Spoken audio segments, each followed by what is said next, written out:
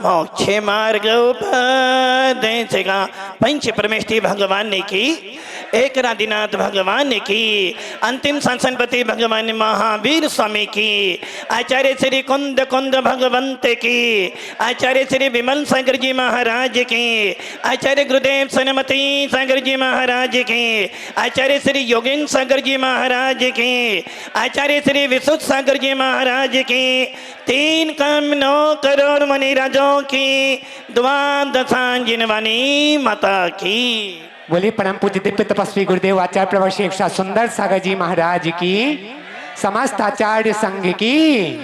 भव्य आत्माओं, वीतराग शासन, जिस शासन में हमारे यहाँ वीतरागताओं की पूजा की जाती है, जिस शासन के अंदर भगवान महावीर जैसे वीतरागी संतों को पूजा जाता है, ऐसा वो भगवान महावीर का शासन, जिस शासन के अंदर आत्मा से भगवान बना जाता है, वो शासन आपको और हमको मिला है।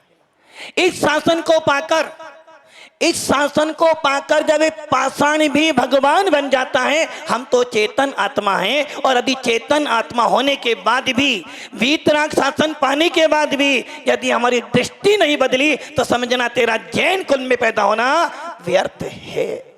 अभी आप सुन रहे थे, निक्षेप भी सुन रहे थे, न्याय भी सुन रहे थे, प्रमाण भी सुन रहे थे, और आपने सुना उपासना, आराधना और आराध्य। भव्य आत्माओं, आचार्य कौन कौन स्वामी कह रहे हैं, वीतराग शासन की चर्चा करना बहुत सरल है, किंतु वीतराग शासन पर चलना बहुत कठिन है। हमारे यहाँ 4 अनुयोग हैं, प्रथमानुयोग, चरणानुयोग, करणानुयोग और द्रव्यानुयोग। अब यह बताओ सबसे कठिन अनुयोग कौन सा है पंडित जी? कौन सा? मांगीलाल जी, करणानुयोग, चरणानुयोग नहीं। एक ध्यान रखना, आत्मा की चर्चा कर सकते हो, किंतु आत्मा का अनुभव करना है तो तेरे को सबसे पहले चरणानुयोग पर आना पड़ेगा। सबसे कठिन, आत्मा की चर्चा करने वाले बहुत हो गए, आत्मा की उपासना करने वालों की चर्चा तो बहुत होती है, किंतु कभी आत्मा की उपासना नहीं कर पाते। इसलिए आचार्य कौन कौन स्वामी कह रहे हैं, यदि तुझे अपने अंदर भगवान आत्मा देखना है तो सबसे पहले एक बात ध्यान रख लेना, जिन शासन पर वही व्यक्ति जिन शासन पे श्रद्धा कर सकता है जिसको सम्य दर्शन होगा, क्योंकि जिन शासन तर्कों का खेल नहीं है, सर्वज्ञ होते हैं तो होते हैं, ये तेरी श्रद्धा पहली होनी चाहिए। सबसे पहले कौन कौन स्वामी कह रहे हैं, निर्गंथ का प्रवचन पे श्रद्धा कर, तभी तेरे को ये बोध होगा कि हाँ जिनेंद्र देव हैं। क्योंकि जब तक श्रद्धा नहीं है तब तक तू कितना ही आगम पढ़ लेना, तेरा आगम पढ़ना व्यर्थ है। इसलिए कुंद कौन स्वामी को बार बार कहना पड़ा।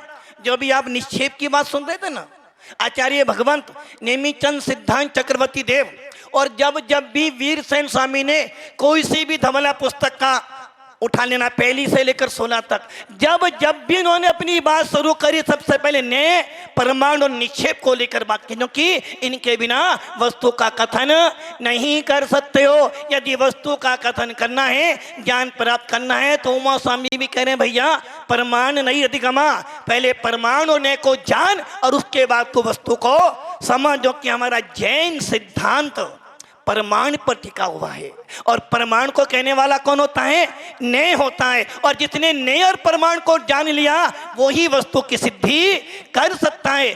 अंकलन देव का जब विवाद हुआ था तो उन्होंने यही परमाणु लेकर वस्तु सिद्ध की थी। इसलिए भव्य आत्माओं, यदि वास्तव में तेरी अंदर की आत्मा तुझे पुकार रही है, पंडित जी बुला रही है, तो सबसे पहले ये ध्यान रखना, जितने भी मुमुक्षु यहाँ बैठे हैं, आपने नाम निक्षेप सुन लिया है, और मैं बोल दूं सारी लड़ाई सारी मार इस नाम निक्षेप की ही हो रही है।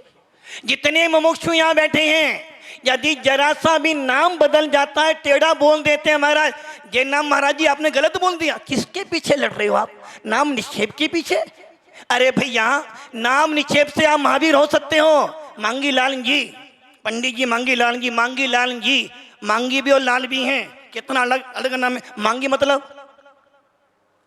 पंडित जी बुरा नहीं मानना। ज्ञानी जीव, जो ज्ञानी होता है वो कभी बुरा नहीं मानता, और जो अज्ञानी होता है उसे सही बात भी बुरी लग जाती है। और यही कारण है कुंद कुंद स्वामी पर जब जब भी कोई ज्ञानी साधु बोलता है तो हम उसको कहते हैं ये तो वो आ गया, वो समझ जाओ वो ही वाला है। भव्य आत्माओं, ज्ञानी तो वो होता है ज्ञान विवाद का हल करता है, और अज्ञानी हमेशा लड़ता। मांगी, मांगी मतलब मांगने वाला। और लाल भी है। लाल मतलब यदि एक लाल मिल जाए, भोला भैया तुम्हें ये लाल मिल जाए तो क्या हो जाएगा? लाल हो जाए। देखो, इसलिए ये ध्यान रखना, नाम निक्षेप बहुत सारी बातों को दे भी जाता है और बहुत सारे विकल्प भी पैदा कर देता है। आज हम जिस परमाणु ने की चर्चा कर रहे हैं, अंकलन देव कहते हैं भैया सबसे पहले तो ये ध्यान रख लेना, जो आचार्य भगवंत बात कह रहे हैं वो सोवाने सत्य है। तीर्थंकर की वाणी जो है वो जब भी कहेंगे तीर्थंकर की वाणी सत्य ही होगी। और एक ध्यान रख लेना, जो भी तीर्थंकर की वाणी में दोष लगाएगा समझे ना तेरी श्रद्धा में गड़बड़ी है। तीर्थंकर की वाणी तो जैसी थी जो है सो है। इसलिए कुंद कुंद स्वामी कह रहे हैं कि दंसन भट्टा भट्टा दंसन भट्ट से नथी। सबसे पहले क्या करना तेरे को, ये श्रद्धा उत्पन्न कर ले। जब भी भगवान आत्मा परमात्मा बनेगी तो वीतराग शासन से ही बनेगी। मानता हूं भगवान कुछ करने वाला नहीं है, ये मानता हूं। अष्ट पाउड़ के अंदर, बहुत पाउड़ के अंदर कुंद कुंद स्वामी कह रहे हैं भगवान अर्थ भी देते हैं, भगवान काम भी देते हैं, भगवान मोक्ष भी देते हैं, और भगवान धर्म भी देते हैं। भगवान सब कुछ देता है, किंतु ये ध्यान रख लेना मेरे परिणामों को बिगाड़ने में भगवान निमित्त तो हो सकते हैं, किंतु मेरा उपादान तो मेरे अंदर ही होगा। भगवान निमित्त हो सकते हैं, उदासीन निमित्त हो सकते हैं, किंतु मेरा उपादान तो मेरे अंदर ही होगा। भगवान हमारे लिए प्रेरक तो हो सकते हैं। आचार्य विशुद्ध सागर की देशना आपके सम्य दर्शन में निमित्त तो हो सकती है, किंतु जब भी सम्य दर्शन होगा तेरे ही अंदर होगा, उपादान तो तेरे अंदर ही होगा। भव्य आत्माओं, जिस पंच कलानक को हम देख रहे हैं, पंच कलानक तो हर साल 3 बार देव करते हैं। जब हम लोग अष्टानिका पर्व पढ़ते हैं, नंदीश्वर भक्ति पढ़ते हैं, तो तिल्लोक सार कहता है, तिल्लो प्रणति कहती है कि हर देव अष्टानिकाओं के अंदर जाकर उन आकृतिम जिन चैतालों की नंदीश्वर दिख की प्रतिष्ठा करते हैं, पंचकरण करते हैं। किंतु भव्य आत्माओं, ये पंचकरण भले नकली है। पंडित जी नकली है, नकली है, नकली नहीं असली है, नकल है। पंडित जी पास होने के लिए भी नकली चाहिए, नकल से ही पास होते हैं, किंतु नकल के लिए भी अकल लगानी पड़ती है। ये पंचकरण भले नकली है, मानते हैं नकली हैं, और भगवान भी भैया जी नकली है, भैया जी तो असली हैं, भैया जी नकली नहीं है। महाराज नकली असली हैं, महाराज नकली असली हैं। देखो पर्याय दृष्टि से तो, पर्याय दृष्टि से विशुद्ध हैं, भगवान नहीं है, और द्रव्य दृष्टि से देखो कि तो इसी के अंदर भगवान है। इसलिए ध्यान रखना, भगवान नकली असली हैं। पंडित जी भगवान तो नकली है, नाम निक्षेप नकली ही कहेगा तो, नाम निक्षेप पूजन नहीं होता है, नाम निक्षेप पूजने नहीं होता है। किंतु जब मैं ये श्रद्धा, आचार्य भगवान कह रहे हैं, जब मैं ये श्रद्धा मानता हूं ये वो ही है। मेरी श्रद्धा कह रही है कि मेरी आत्मा के अंदर, राकेश पंडित जी मेरी आत्मा के अंदर, मेरी आत्मा में नहीं, मेरी में ही आपकी आत्मा, हाँ सही है ना। क्या कह रहे हैं, मेरी आत्मा में भगवान आत्मा है। ये किससे कह रहे हैं आप? सिर्फ श्रद्धा। कि मेरी श्रद्धा मेरी आत्मा के प्रति वैसे ही वो भगवान नकली हैं, किंतु मेरी श्रद्धा कहते नहीं, जब भी मैं परमात्मा बनूंगा इस परमात्मा के निमित्त से ही बनूंगा। इसलिए भव्य आत्माओं, नाम निक्षेप से किसी का नाम महावीर रख भी दिया हमने। महावीर, जब वो महावीर बोलता है, महावीर जी क्या बोलेगा, महावीर जी, तो कम से कम एक बार तो परमात्मा की याद तो आएगी कि कम से कम महावीर भी हुए हैं। इसलिए भव्य आत्माओं, नाम निक्षेप भी काम करता है, किंतु ये ध्यान रखना, नाम के अनुसार यदि तेरा काम हो जाए, नाम के अनुसार तेरा यदि काम हो जाए तो तू इसी समय परमात्मा जैसा हो जाए। इसलिए भव्य आत्माओं, हमारे लब्धि सार के अंदर, लब्धि सार के अंदर जब सम्यक दर्शन की चर्चा की गई है, उस चर्चा को करते हुए कहा गया है, तूने क्षेयोपम लब्धि प्राप्त कर ली, किंतु विशुद्धि प्राप्त कर। विशुद्धि का अर्थ क्या है, असाता आदि पाप प्रकृतियों का अनुभाग कम कर और साता आदि प्रकृतियों का अनुभाग बढ़ा। अब वो कब बढ़ेगा, जब तेरे सामने निमित्त मिलेगा। आज आप उपदेश सुन रहे हो, ये सब लोग यहाँ बैठे हैं, सवेरे से यहाँ तक किस लिए बैठे हैं, किस लिए, पुण्य कमाने के लिए, पाप कमाने के लिए? पंडित जी साहब, पुण्य। जबकि हमारा आगम ये भी कह रहा है भगवान की पूजा तो आश्रव का कारण है।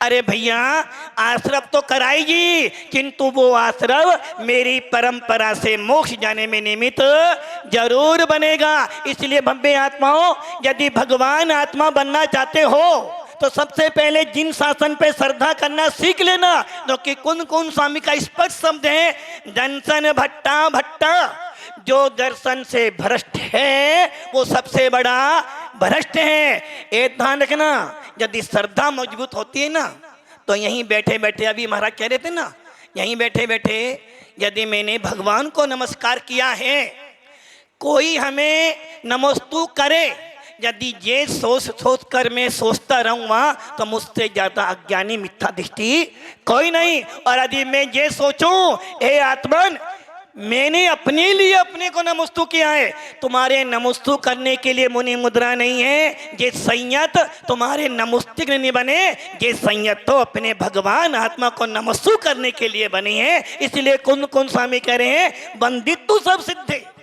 सब सिद्धों को नमस्कार है, मेरे अंदर भी सिद्ध हैं, किंतु ये ध्यान रखना ना, सिद्ध तो हो किंतु अभी पर्याय विशुद्ध। जिस दिन पर्याय विशुद्ध बनेगी उस दिन तो भी भगवान जैसा नहीं, भगवान ही हो जाएगा। इसलिए अभी मैं भगवान जैसा ही हूं, भगवान जैसा हूं, भगवान नहीं हूं। बहुत बड़ा अंतर है। नाम तो महावीर है, नाम तो सुंदर भी तो है ना, किंतु अभी सुंदर बनना बाकी है। क्योंकि सुंदर कौन, आचार्य कुन कुन स्वामी कह रहे हैं अपने एक समय सार की गाथा में, सुंदर कौन होगा, जो अपने स्वे समय, जो लोक में स्वे समय अर्थात अपने ज्ञान चारित दर्शन में लगा हुआ वही लोक में सुंदर हो सकता। और जिस मुमुक्षु ने सम्यक दर्शन प्राप्त कर लिया है, जिस मुमुक्षु ने संयतपना प्राप्त कर लिया है, वो सुंदर बनने के मार्ग पर लग गया है। और सुंदर बनने के लिए विशुद्धि तो प्राप्त करनी पड़ेगी। और जैसे ही विशुद्धि प्राप्त करोगे तेरे को देशना मिल जाएगी। और जब तू देशना सुनेगा, किसकी देशना, किसकी देशना, सवेरे आपने महाराज का उपदेश, देशना किसकी सुननी है, हमें देशना सरागियों की नहीं सुननी है, हमें देखना वीतरागियों की सुननी है। इसलिए कुंद कुंद स्वामी नहीं, लब्धि सार में आचार्य नेमिचंद सिद्धांत चक्रवर्ती कह रहे हैं, देश जिसकी विशुद्धि प्राप्त हो गई है, विशुद्धि लब्धि, उसका असाता आदि कर्मों का क्षयोपशम हो गया है और साता आदि कर्मों की स्थिति पुण्य बड़ा है। ऐसा जीव जब 6 द्रव्य 7 तत्व 9 पदार्थ सुनता है, वो भी किनसे, पंच परमेष्टियों से सुनता है, आचार्यों से सुनता है, साधुओं से सुनता है, तो उसके अंदर ऐसी देशना सुनकर जब वो चिंतन मनन करता है तो उसी क्षण उसको ऐसा बोध हो जाता कि बस अब मेरे अंदर भी वो सामर्थ्य है जिस सामर्थ्य में सम्यक दर्शन को प्राप्त कर लूंगा। और तीर्थंकर बनने के लिए मोक्ष मार्ग पे आने के लिए, कर्मों की निजरा करने के लिए, नो कर्मों को नष्ट करने के लिए सबसे पहले दृष्टि बदल ले। दृष्टि बदल जाएगी तो तू अपने आप बदल जाएगा, फिर विवाद होने वाला। इसलिए कौन कौन हम भी बार बार कहते हैं ज्ञानी जीव के लिए एक दो बात बता दी मान जाता है, और नहीं मानता तो भैया तू कै का ज्ञानी, जब तुझे एक प्रमाण नहीं मालूम नहीं पड़ रहा है तो तू चर्चा करेगा। इसलिए आत्मा की चर्चा करना अलग है और आत्मा का अनुभव करना बहुत कठिन है। इसलिए सबसे कठिन अनुयोग कौन सा है? चरणान योग। आत्मा की चर्चा करने वाले तो बहुत बैठे हैं, किंतु आत्मा का अनुभव करने वाले मात्र इतने ही हैं। पूरे विश्व के अंदर कितनी जैन समाज है? 1 करोड़। दिगंबर सितंबर मान के चल, दिगंबर में 50 मान लो, 50 लाख। उसमें कितने संयत हैं आपके पास? कितने साधु संत हैं? मात्र 1518 गिनती के हैं। और उसमें भी आप कह रहे हो महाराज ये ध्यान रखना, जो सम्य दृष्टि जीव होता है वो अपने भगवान आत्मा का अनुभव करने के लिए संयत बनता है। इसलिए जो भगवान बनने जा रहे हैं भले ही नाम निक्षेप है, किंतु स्थापना से तो वो हमारे लिए पूजनीय हैं। और उनकी वंदना करते करते मैं वंदने जरूर होऊंगा, क्योंकि उनकी वंदना मेरे पुरुषार्थ में काम आएगी, उनकी आराधना मेरे को आराध्य बनने में काम आएगी, और उनकी उपासना मुझे भी एक दिन पूज्य बना देगी। इसलिए भव्य आत्माओं अपनी श्रद्धा मजबूत करो, और फिर कुछ भी होता रहे, जो होना है सो होगा, कि मेरे परिणाम अच्छे होंगे तो मेरी आत्मा में कुछ भी गड़बड़ी होने वाली नहीं है। इसलिए ज्ञानी जीव क्या करता है? जानो देखो जाने दो, और अज्ञानी कहता है जानो देखो आने दो। इसलिए सूत्र बना लो, जानो देखो और जाने दो। किंतु जाने किसको देना? अशुभ परिणामों को, अपनी आत्मा के शुभ भावों को, अपने शुद्ध भावों को अपनी आत्मा में समाना, ताकि सम्य दर्शन प्राप्त हो जाए, भेद विज्ञान प्राप्त हो जाए, और हम भी एक सच्चे मुमुक्षु बन जाए। ओम नमः सिद्धेभ्य। चलो परम पूज्य आचार्य सुंदर सागर जी महाराज जी की, और इसी के साथ आज जो प्रातः काल